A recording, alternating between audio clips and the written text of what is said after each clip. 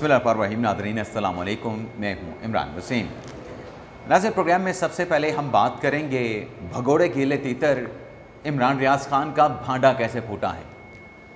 इमरान रियाज़ ख़ान के भांडा फूटने की जो डिटेल्स हैं वो आपकी खिदमत में पेश करने के बाद सहाफ़ी तैयब बलोच, जिन्हें गुज़िश्ता रोज़ अडयाला जेल के बाहर पाकिस्तान तहरीक इंसाफ के वर्कर, पाकिस्तान तहरीक इंसाफ के कारकुनान की जानिब से तशद्दुद का निशाना बनाया गया, सहाफ़ी तैयब बलोच कैसे छा गए हैं, PTI के कौन से रहनुमा, कौन से वर्कर्स गिरफ़्तार हुए हैं, और ये ख़बरें, इनकी डिटेल आपकी खिदमत में पेश करने के बाद जो सुप्रीम कोर्ट से बड़ा फ़ैसला और इमरान ख़ान की रिहाई का तख्ता उलट गया, चीफ़ जस्टिस याहिया अफरीदी ने क्या ख़तरे की घंटी बजाई है, इन ख़बरों की डिटेल और पिछले चंद घंटों में जो अहम डेवलपमेंट्स हुई हैं, हैपनिंग्स हुई हैं, उनकी तफसीलात भी प्रोग्राम में आगे चल के आपकी खिदमत में पेश करेंगे। लेकिन व्लॉग का आगाज़ करने से पहले आपसे दरख्वास्त के चैनल को सब्सक्राइब कर लें, बेल आइकॉन का बटन प्रेस करें, वीडियो पसंद आए तो इसे लाइक और शेयर ज़रूर कीजिएगा।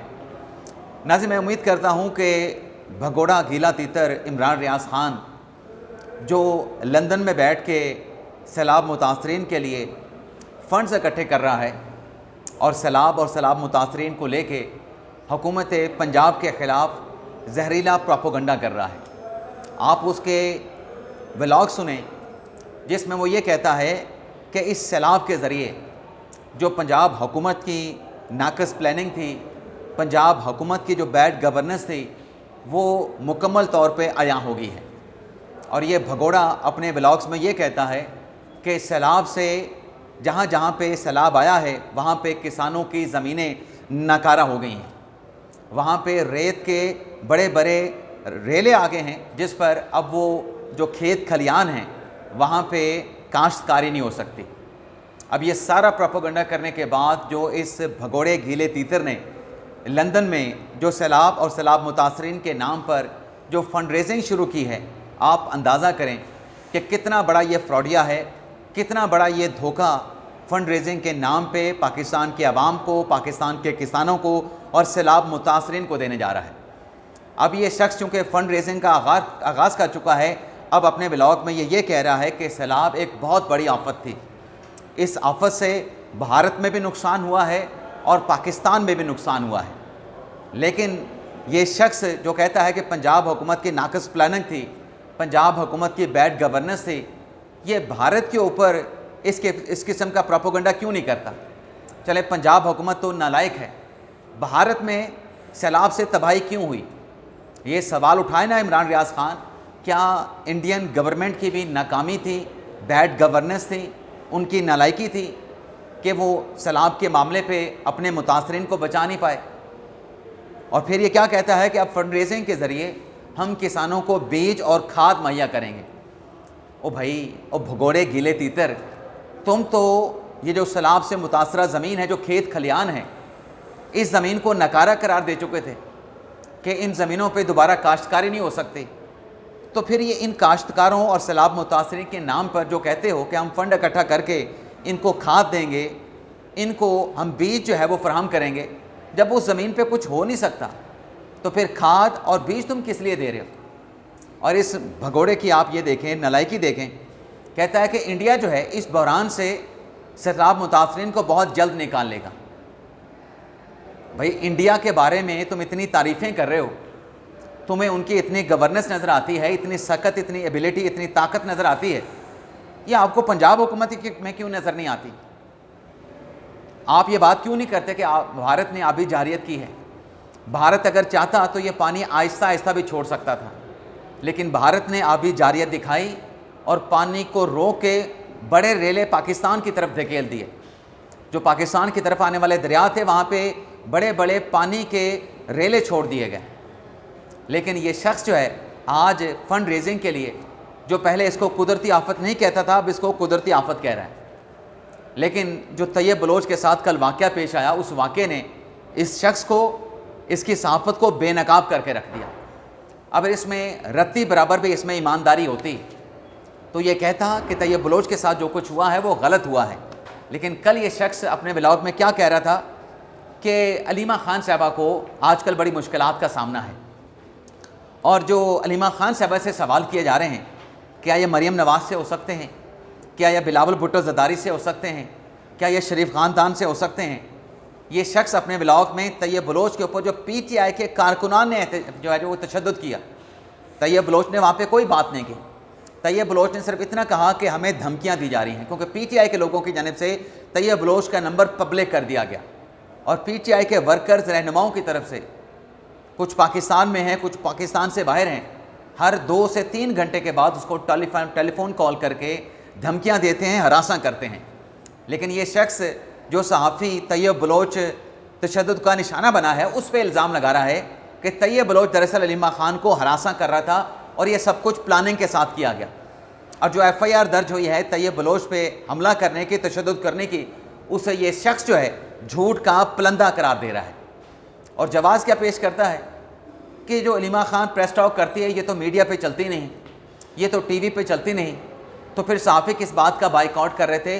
सहाफ़ी भगोड़े गीले तीतर इस बात का बाइकआउट कर रहे थे कि जो तैयब बलोच के ख़िलाफ़ सोशल मीडिया पे कंपेन चल रही है, प्रोपोगंडा चल रहा है, उसको जो हरासा किया जा रहा है, उसको जो थ्रेट किया जा रहा है, उस पर सहाफ़ियों ने कहा था कि हम आपकी मीडिया टॉक कवर नहीं करेंगे, पहले आप इसके ऊपर मज़म्मत करें और क्लियर करें कि आपकी सोशल मीडिया की टीम ये कंपेन एक सहाफ़ी के ख़िलाफ़ ना चलाए।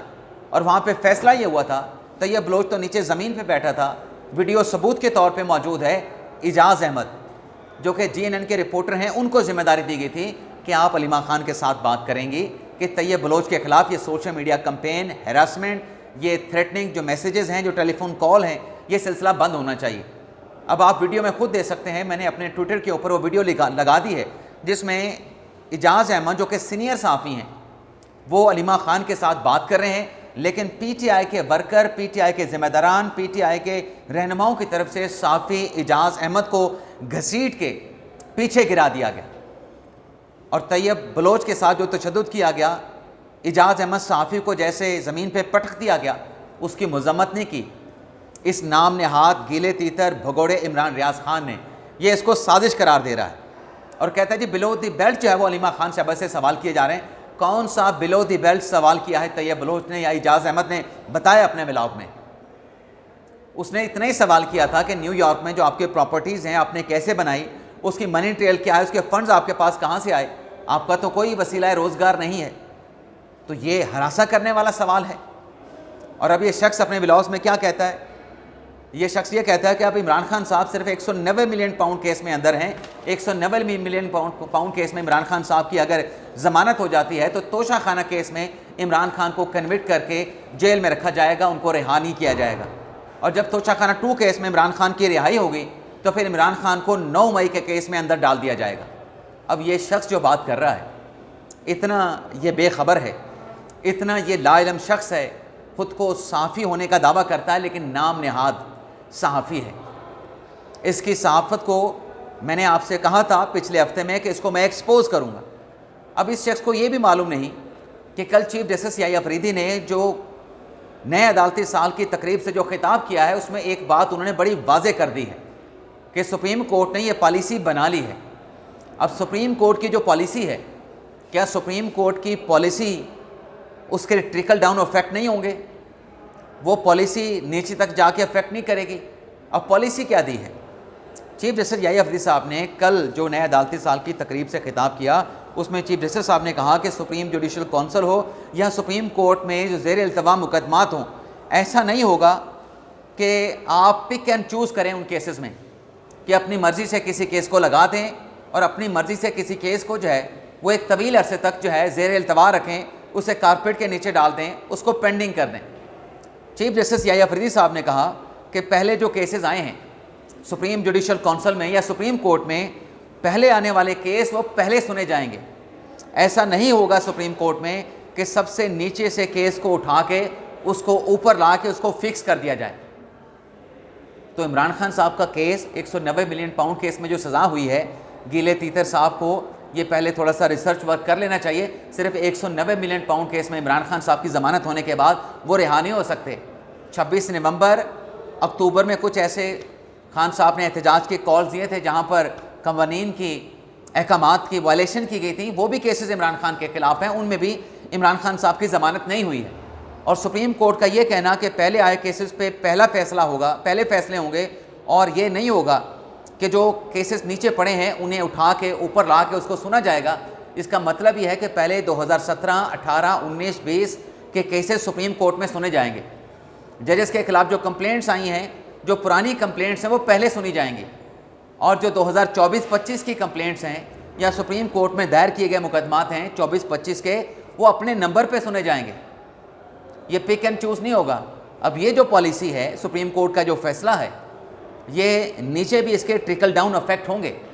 आपको याद होगा कि जो इमरान खान साहब की रिहाई के दावे करते हैं, या इमरान खान साहब की रिहाई की उम्मीदें लगा के बैठे हैं, रजिस्ट्रार इस्लामाबाद हाई कोर्ट ने भी चीफ जस्टिस सरफराज डोगर साहब को रिपोर्ट पेश की थी कि इमरान खान का जो केस है 190 मिलियन पाउंड का, वो 2015 में उस पर फैसला नहीं हो सकता, क्योंकि अभी 2018, 2019 की अपीलें सुप्रीम कोर्ट में पड़ी हैं, जिनमें लोगों को सजाए मौत हुई हैं, उम्र कैद हुई है, जिसमें 7 से लेकर 14 साल तक की सज़ा हुई है।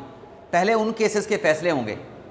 जो पहले से लोग जेलों में पड़े हैं, उनकी अपीलों पर सुनवाई की जाएगी, समाअत की जाएगी। अब इमरान खान साहब का 190 मिलियन पाउंड केस का जो फैसला है, वो शायद जनवरी 2025 का है। तो 2025 का जो इमरान खान साहब की अपील है 190 मिलियन पाउंड केस में कन्विक्शन के खिलाफ इमरान खान की बुशरा बीबी साहबा की, इस्लामाबाद हाई कोर्ट के रजिस्ट्रार की रिपोर्ट मौजूद है कि ये 2026 में जाके समाअत के लिए फ़िक्स हो सकती है।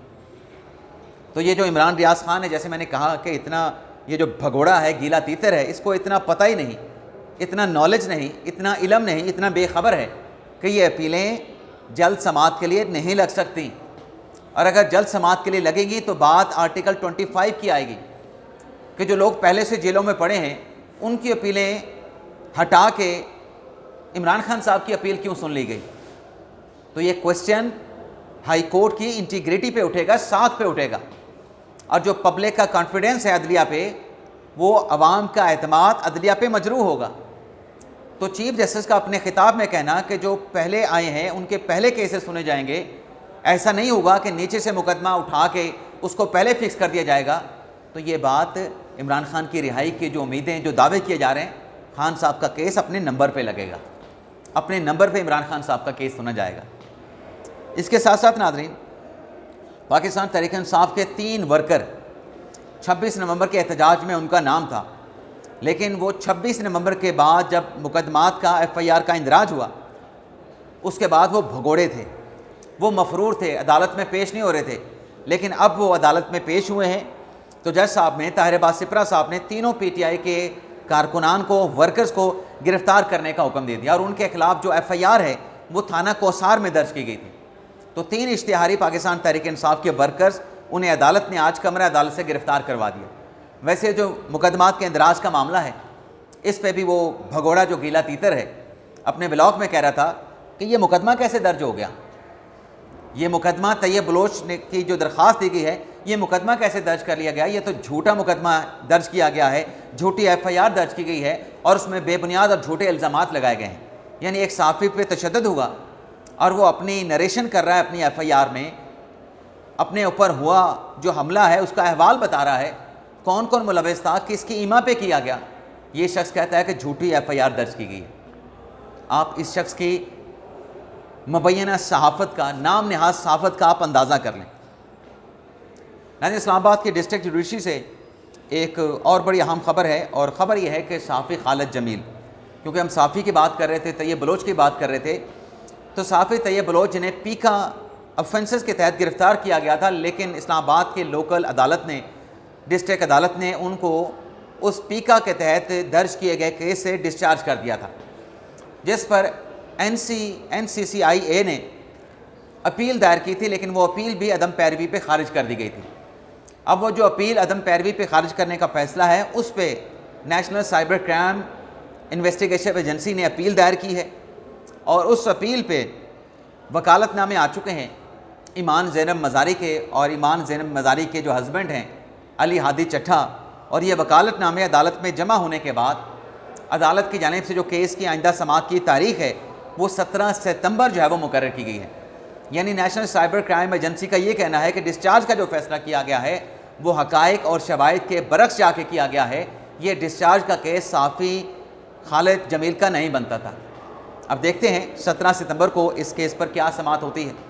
बाकी सुप्रीम कोर्ट में आइंदा हफ्ते 15 सितंबर को जो ऑडिटर जनरल ऑफ पाकिस्तान होते हैं, जो नए ऑडिटर जनरल ऑफ पाकिस्तान तैनात किए गए हैं, अपॉइंट किए गए हैं, उनकी तकरीब हलफबरदारी जो है वो 15 सितंबर को सुप्रीम कोर्ट में होगी और chief justice of Pakistan justice Yahya Afridi नए ऑडिटर जनरल से उनके ओहदे का हलफ लेंगे। इजाज़त चाहते हैं नाज़रीन, अल्लाह हाफ़िज़।